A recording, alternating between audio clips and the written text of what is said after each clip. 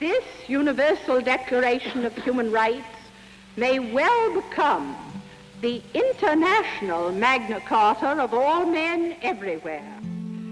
After World War II, the refrain, "never again," began to be stated, with the hope being that we would never again see the type of persecution that we saw in World War II, the genocide against entire peoples. And we failed in that promise.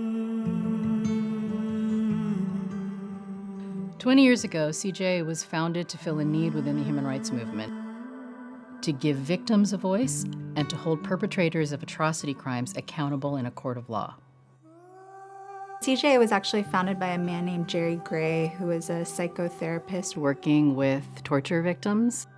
And in his practice, he discovered that many of them had a very strong need for justice.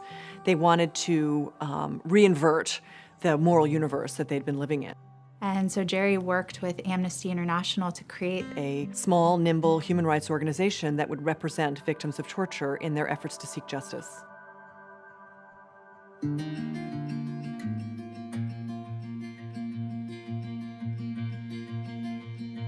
When we first started, CJA was in a very small office that was an apartment that had been converted into office space. And my colleague and I were in what was the closet, essentially.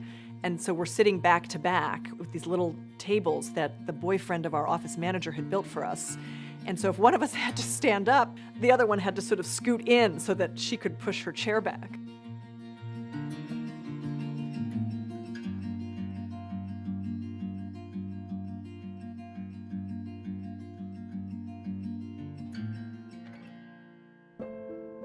My brother's name was Angel Manfredo Velázquez. He was a university student leader, and because he spoke against the government sometimes, he was abducted and kidnapped on September 12th of 1981. We haven't been able to find his remains. So it's having a wound open and bleeding until today.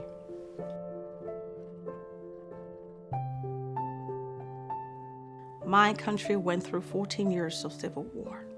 Over 250,000 were killed. I talked to victims who shared their story about bullets that are still within their bodies that have not been extracted. After 28 years, they're living in physical pain as well as emotional pain.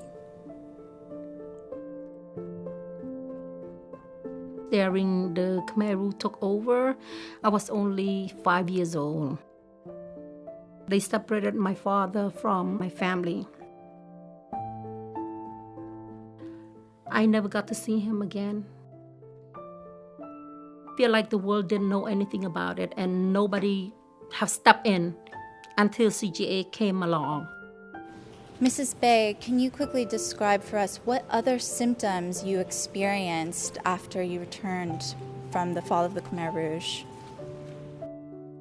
definitely do this work because of those moments where our clients get to testify in court, our clients actually get to hear that somebody is indeed responsible for these crimes.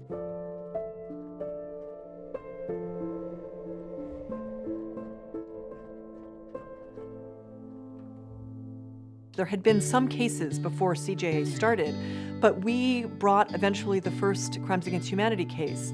We really created a new jurisprudence that then other lawyers can use and the precedent that other lawyers can use. It's changing the course of human history, so it's a big endeavor. In every case that we have taken, we have prevailed on behalf of the survivor of the human rights violation.